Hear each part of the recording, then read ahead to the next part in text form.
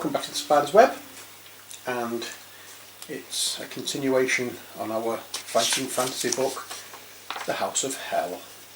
With me again is Ollie. Hello! And we're going to make our way through the house together, even though it is a solo adventure. One thing we did forget to do last week was to remove 1 point of luck, because you tested your luck last week, and every time you test your luck, so I'm down to 6. you have to deduct 1 point, so you're down to 6. Yeah, down to 6. Okay, so I'm going to read the last passage, the one that we ended up on last week, and then we have one suggestion for what to do, and we'll follow that suggestion. Okay, so I've got a pad here that I'm going to make notes of the numbers of the passages that I need to remember, because I had trouble last week trying to remember them. So let's get on with it, shall we? Okay. You cut yourself free and massage your wrist to get the circulation moving again. Then you walk over to the door to try it. It's not locked. You try the handle, open it a little and look outside. Your room is on a first floor landing. Facing the door is a balustrade, and looking over the banisters you can see the entrance hall below. To your left there are 2 doors in the corner of the landing which runs along to the right.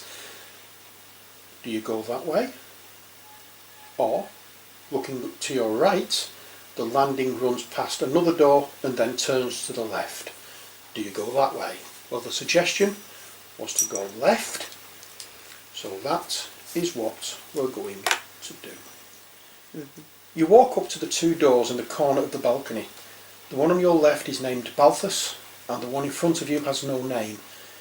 Do you wish to enter the Balthus room? Would you rather go through the other door, or do you ignore the doors completely and continue round the landing? Balthus. Balthus. The room you have entered is bare. Pinstriped wallpaper covers the wall. A hearth is set in the centre of one wall, and on the mantelpiece there is a small wooden box. Curtains are pulled together along another wall, but they hang awkwardly, bulging at unnatural places. What do you do? Investigate the bulging curtains, open the box on the mantelpiece, or leave the room?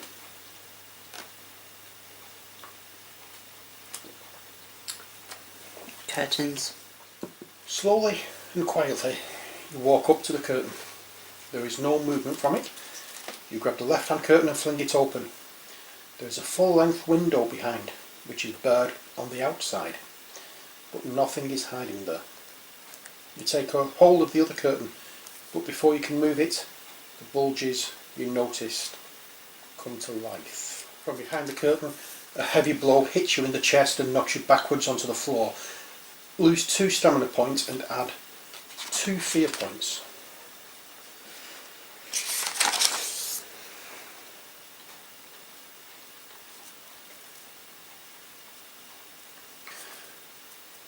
You pick yourself up quickly and the curtain slides to one side. A human figure steps out. Its skin is a dirty green colour. Its wide eyes stare at you, yet through you. Its jaw gapes open to reveal a mouth half full of rotten teeth. It wears ragged clothes and is advancing towards you. So, you resolve your fight with this zombie. Okay, so on a piece of paper,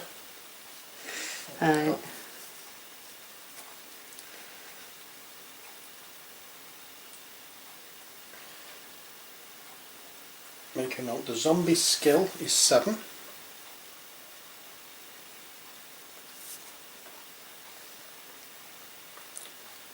And his stamina is 6.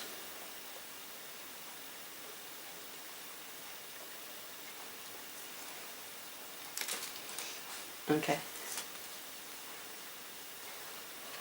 Okay, so let's talk you through battles. Okay, so roll both dice.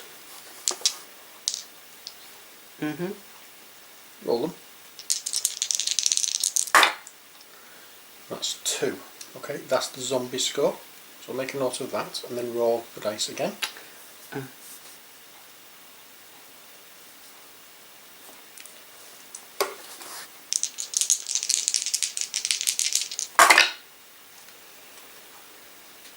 5 and 3. So you've scored 8. Okay.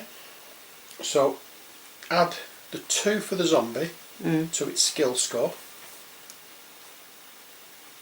9. Yeah. And now add the number you rolled to your current skill score. If your attack strength is higher than that of the creature you've wounded it, so you subtract 2 points from its stamina. And I got 6, 7, 8. My skill score is 7. You've done it. Okay. So you deduct 2 from the zombie stamina. It's now down to 4. 4. Okay. Do it again. Roll 2 for the zombie. 6. Add its skill. 13. Okay, so that's its attacks.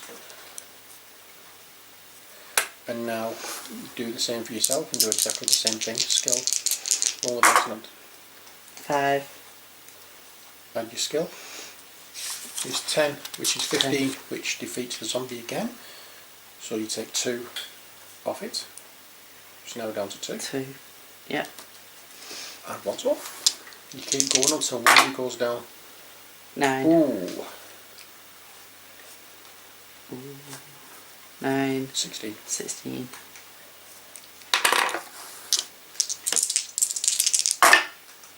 Three.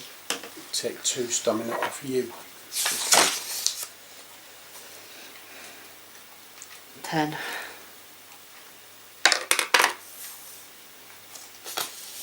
Okay, so roll again. 5. 12. 12.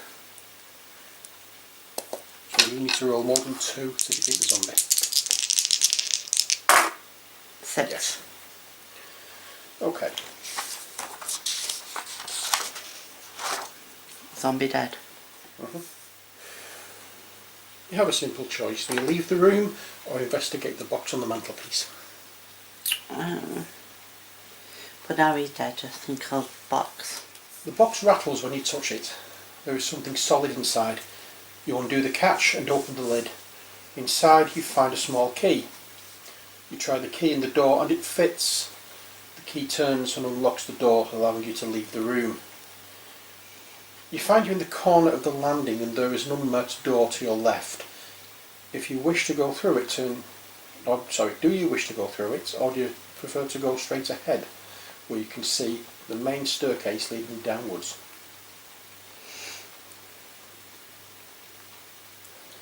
Staircase. A short distance further on you come to the top of the main staircase which leads downwards. Immediately opposite the staircase is an unmarked door. Do you wish to go downstairs, try the unmarked door, or will you continue around the landing? Downstairs. Downwards, downstairs. You walk down the stairs cautiously, looking in every direction. There is no one about. In the hallway below you may choose to try either a door on the left or a door on the right, or you can walk up to the front door and open it. Front door. You grip the handle, turn it slowly, pull the door open. The noise of the storm raging outside becomes louder. You start to walk through the doorway but stop and gasp, your eyes frozen wide open. Standing in the doorway before you is a hooded figure, but its face is not human. Instead, the head is that of a goat and its mouth is red with blood, which is dripping onto the ground. Its dead eyes stare vacantly upwards. The sight is terrifying and you must add 3 fear points.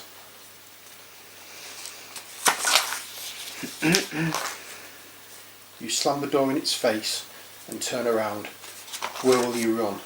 Through a door on the right, a door on the left, or back down the hallway? Hallway. The hallway widens. To your left there is a passage with 2 doors facing each other across it. Do you go this way?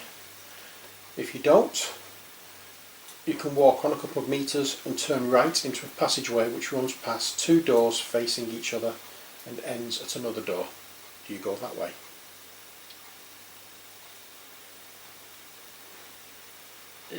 Option 2. You have a choice of 3 doors here. Will you go through the door at the end of the passageway, try the door on the left, or try the door on the right? Left. Left. You try the handle. It turns. The door is unlocked. The sound of voices puts you on your guard. You inch the door open and look through the crack. It reveals an elegant room with a polished wooden floor. At one end is an enormous full-length mirror. You can see the rest of the room reflected in this mirror. A mural depicting a tranquil country scene covers the wall facing the mirror. The reflection shows the room to be empty apart from a table and chairs in the centre of the floor, but you can definitely hear voices coming from inside the room. This is all very puzzling, but you decide against entering the room when one of the voices calls out, "Who's that at the door?" Instead you decide to leave quickly. So will you go through the door opposite or nip along the hallway? Opposite. The door opens at the top of a staircase which leads down into the cellars underneath the house. You walk downstairs slowly to allow your eyes to become accustomed to the darkness. At the foot of the stairs, a twittering noise catches your attention. Suddenly you feel something land on your head and dig sharp claws into your scalp. You swat it away and your hand touches a small, leathery body. Bats. A number of them are flopping around your head, darting and scratching with their claws. You must add 1 fear point for the shock, and you may now run back upstairs, hide under the stairs, or fight the bats. How many fear? 1. I've got 1 fear left. The choice then is yours. What should she do? Should she run back upstairs? Should she hide under the stairs? Or should she try and fight the bats? Let us know in the comments, and we'll be back next week to continue. Ooh. From Ali. As always, keep smiling, keep imagining, and keep believing. And from me, take care, God bless, and bye for now.